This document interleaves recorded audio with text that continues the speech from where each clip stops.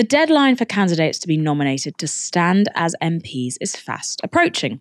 The selection processes between parties differ slightly, but usually they involve crucial input from local constituency parties so local people can have a say in who is standing to represent their area in Parliament. This time round, though, the two main parties are doing things differently. Both the Conservatives and Labour are flagrantly bypassing local input in a number of constituencies in order to impose candidates from their respective head offices. The case of Faiza Shaheen, who was supposed to be Labour's candidate for Chingford and Woodford Green, grabbed headlines last week. At the last minute, Shaheen was blocked by Labour's National Executive Committee from running as a Labour candidate. The local constituency Labour Party had no say over the candidate who was then imposed by the NEC, who happened to be a councillor in a completely different area of London, with absolutely no ties to Chingford. Shaheen's is by no means the only case of opaque and seemingly undemocratic decision-making when it comes to selecting prospective parliamentary candidates, though. There are examples stretching from Wigan to Cardiff, and it's not just Labour at it. Journalist Michael Crick has been closely following the selection processes of the two main parties in Britain. I caught up with him earlier and began by asking about the raft of Labour MPs who have recently and conveniently resigned and whether everything there was all above board. No, I don't think it was above board at all.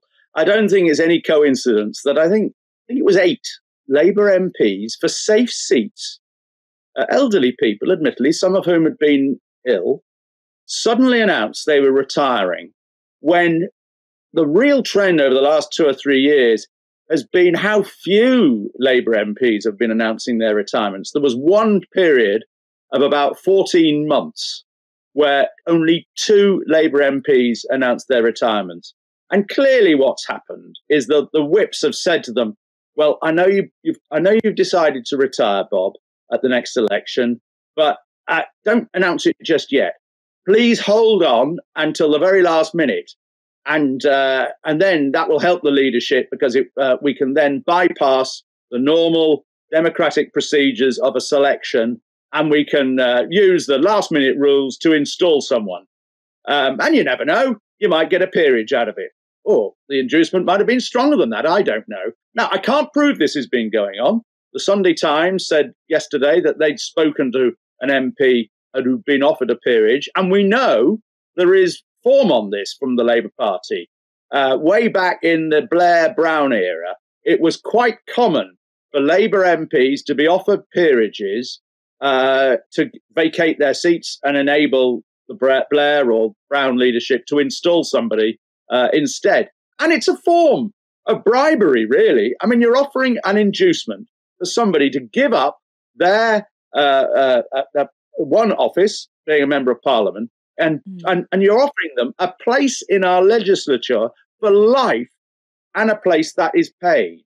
Now, there are almost certainly laws against that. Proving that people have broken the laws, of course, is another matter. And on the flip side of that, the candidates who are being put forward to fill these seats, they're being parachuted in from head office, aren't they? Well, parachuted in is a pejorative term, isn't it? I mean, I prefer to be, neutral about this if I can be, and say they're being slotted in. And what happened? What happened in last week? At the end of last week, between Wednesday and Friday, it was as if the ruling group around Morgan McSweeney and all those advisors who previously belonged to factional organisations like Labour First, trying to keep the centre-right going in the Labour Party during the Corbyn years, it's almost as if they'd broken into the school tuck shop and were gorging themselves sick on all the goodies that they could lay their hands on. And, I mean, it was extraordinary. The National Executive Committee, which took charge of the process, local members had no say in it last week, and awarded themselves 5 members of the National Executive were appointed to safe Labour seats. Luke Akehurst was one of them, James Asser was another, Michael Wheeler, and a couple of others. These decisions, well, they were all actually made by Morgan McSweeney, but they had a sort of fig leaf of allowing contenders, a short list of 3 people, to come before on Zoom a so-called panel of the National Executive, a subcommittee. And so you had at 10 o'clock a member of the National Executive Committee appearing on a panel to appoint, officially to rubber stamp, frankly, a candidate in one seat. And then only an hour or two later, that member of the panel was actually in front of a different panel of NEC colleagues to be appointed to another seat. I mean, this is extraordinary. And it's extraordinary that a man who prides himself on his integrity, who won a reputation for his integrity as Director of Public Prosecutions, and before that ran a reputation for human rights and civil liberties as a young barrister, could be party to this process. Now, actually, I don't think that Starmer was that intimately involved. I think basically he farms it out to Morgan McSweeney and the man in charge of candidates, an advisor called Matt Folding, and various others. And they took charge last week. And indeed, there was one selection in Stratford and Bow where Starmer actually did have he only had two recommendations, as far as I'm aware. Georgia Gould, who got leader of Camden, his own local council in Holborn and St Pancras, and Georgia Gould, daughter of Philip Gould, of course, she was picked for Queen's Park and Maida Vale. And he also wanted another Camden councillor, a man called Abdul High, to be chosen for a seat in the East End. And Abdul High, was put up for Stratford and Bow. Morgan McSweeney had his own candidate for Stratford and Bow. And in pushing his own candidate, he was actually challenging Keir Starmer in a way, a woman called Uma Kumaran, who'd worked actually in Starmer's office. I mean, Starmer wouldn't have been too distressed that she got chosen. Nonetheless, Morgan McSweeney won that particular battle. There's a sense, really, I think, that Morgan McSweeney last week got out of control. And, it'd be interesting to see what happens to Morgan McSweeney under a Labour government. My fear is that he could become the Dominic Cummings of a Labour government. He could actually become more powerful than the Prime Minister himself. But I think big question marks have to be made over Starmer. Did he know what was going on? Did he condone what was going on? If he didn't know what was going on, why didn't he know what was going on?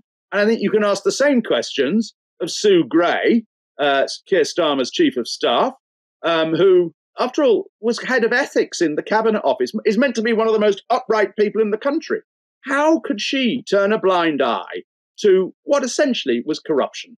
People being awarded places in our legislature in order to vacate their seats. And did Sue Gray not know what was going on? Well, if she didn't know what was going on, she's a pretty useless chief of staff. Of course she knew what was going on because people like me and others were reporting it. And it will go down, I think, as one of the most disgraceful episodes in modern Labour Party history. And I don't know any previous example of it in the past. Also, what's disgraceful, I think, about what's been going on. And I talk traditionally, I'm a Labour right-winger. I regard myself as a bit of a Blairite. I won't be voting for Labour at this election. I think the way in which the Starmerites have purged virtually everybody on the left, they purged them from being selected as candidates from the traditional selection processes that have been going on for the last 3 years. And in the end, the left gave up even standing. They knew it was a complete waste of time, that something would be found in their past that would disqualify them. And then they went for Diane Abbott. She managed to survive with help from Angela Rayner, of course. They purged Lloyd Russell Moyle for allegations from 8 years ago, and he doesn't even know what they are or who he doesn't know who the person was who made them. We don't know what they are. Faiza Shaheen, of course, her very able candidate, pretty respected economist, stood at the last election and was suddenly told that she was no longer allowed to be the candidate after all the work she put in over 2 or 3 years. It is a really shabby way to behave, I think. And the way in which those people have been treated, and frankly, lots of other candidates and would-be candidates have been treated, is disgraceful. And, all it will do is deter people from becoming Labour candidates. More important than that, I always take the view that every party should be a broad church. And no matter what your politics, you should have some people on the other side in Parliament, in the parliamentary party, or around the cabinet table. Because if all you have is yes people there, then you end up making bad decisions. Nobody challenges the Prime Minister, nobody challenges the party leadership, and that is a sure recipe for bad decisions. And a confident Prime Minister, rather than a weak one, I think Starmer actually is a rather weak Labour leader in the way that he's turned a blind eye to all of this. And a confident Prime Minister, somebody like Clement Attlee or Harold Wilson or even Tony Blair, was happy to have a sprinkling of left-wingers around the cabinet table. In Blair's case, it wasn't very many, but you did have Robin Cook, you did have John Prescott. And now, I mean, if Angela Rayner wouldn't have been selected under the new regime, and nor would John Prescott or Robin Cook or Neil Kinnock or Michael Foot or certainly not Dennis Skinner or Nye Bevan or Barbara Castle.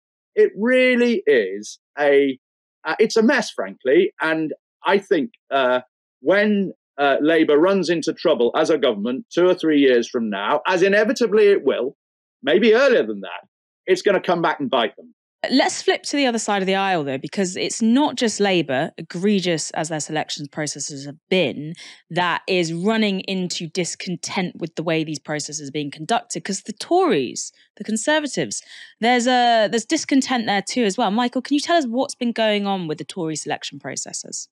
There are remarkable parallels actually between the parties, because right now, I mean, no doubt when I turn my phone back on after this interview, I'll have more messages from Conservative activists, not always activists actually, Conservative MPs and leading figures in the party who are upset at the way in which certain late selections are being handled, and that the leadership, Downing Street, Conservative Central Office, is trying to impose its favourites. In the last few days, just like we saw all those people from the National Executive and people who'd been Starmer advisors chosen for last-minute safe seats, in the last few days, we've seen lots of people who've been special advisors in government chosen for safe Conservative seats.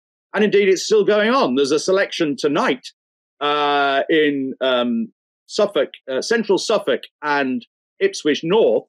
And I understand there that the chosen contender is the chairman of the Conservative Party himself, Rick Holden. And there's a huge amount of resentment from the local members, Conservative members in that constituency and in the constituency next door, Bury St Edmunds, at the way in which they are having shortlists imposed on them of people chosen by the Central Party, and that they are not allowed to, that local activists and members that they would like are not being added to the mix. So it's very similar to what's going on in Labour. Now, I am not a purist on this. I do accept that if you're the leader of a political party, it's reasonable that you want some really talented people and people who are have been advisors to you or have been close aides. It's not unreasonable that you should want them to be with you, alongside you, on the benches in the House of Commons. And you want as strong a possible team in the House of Commons because you're hoping to form a government. You need people who are capable of being cabinet ministers and who know the big stuff, who know about the economy and defence and foreign affairs and so on. What I dislike is the dishonesty of the whole thing. This argument that, oh, well, it's all last minute and we can't involve the members. Well, that is a bogus argument, because in the modern world of Zoom meetings and online voting, although that's been fiddled, I believe, in the Labour Party, the Conservatives don't have online voting, and they don't really have Zoom meetings. But the Liberal Democrats go in for Zoom meetings in a big way. But you can do a parliamentary selection involving the members in 48 hours, probably quicker than that, if you really wanted to. But they're using this last-minute thing as an excuse to say, oh, well, it's too late to have any proper democracy. You're going to have to choose from our shortlist. And there are complaints all over the country right now in the Conservative Party. What's happened there is that lots of selections have been severely delayed. So, for instance, in Basildon and Billericay, John Barron, the sitting MP, announced last October he was standing down. What's that, 8 months ago, 9 months ago? And in others, there were several others last autumn and earlier this year that announced they were standing down. And they've left it until now to make the selection. That delay by the Conservatives is another deliberate trick really, to sort of say, right, well, no time for the members. Sorry, goodbye, no democracy. But we'll let, at least, I suppose, to the Conservative Party's credit, they do allow, they're still having selection meetings. I mean, there are several tonight, Monday, and there'll be some tomorrow night, Tuesday, and maybe even Wednesday. So members do get some choice.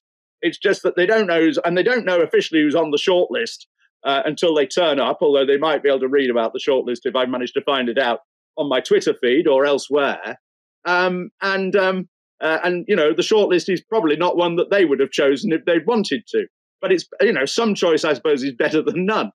The usual trick with such shortlists is there's only one person you can choose, really. They often have a shortlist where you have sort of the Archangel Gabriel and then, Harold Shipman and Peter Sutcliffe.